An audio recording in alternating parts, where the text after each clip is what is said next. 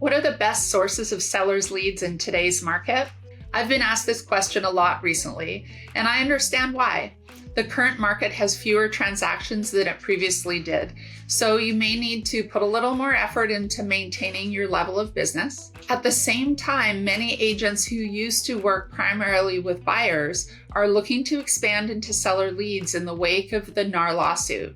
Whatever your situation is, don't worry. There is still plenty of seller leads in this market.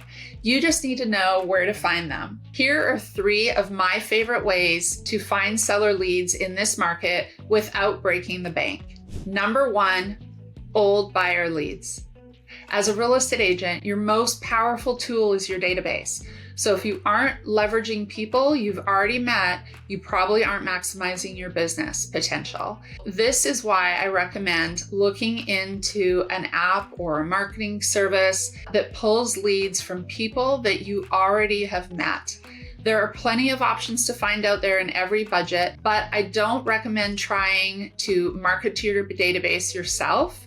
It can be time consuming and hours, and probably better spent on following up with your leads and managing your transactions.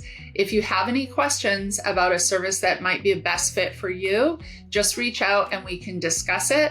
There are very cost-effective databases that you can do. The number 2 way is expired and canceled sellers. I know this can be scary to some realtors to dip into this market.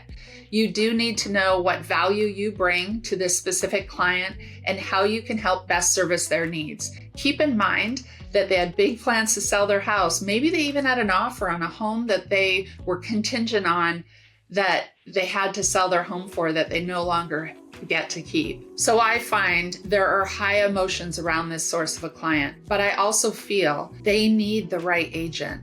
If you have the right marketing, you know your market data, and you understand how you can get them to their destination on the smoothest path possible, helping these sellers that weren't able to sell their home before, you will have the biggest impact on them. And I actually find this is one of the most rewarding clients that you can work with.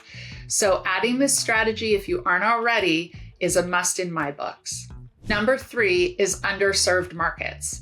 Everybody wants to do luxury listings with all those fancy Netflix selling series shows, and it's a great source of business. However, you may want to look at other avenues and other niches that you can get into the market that aren't as overly saturated. Instead, for example, in underserved markets in your area, you may be looking for something like older homeowners looking to downsize or move into assisted living facilities.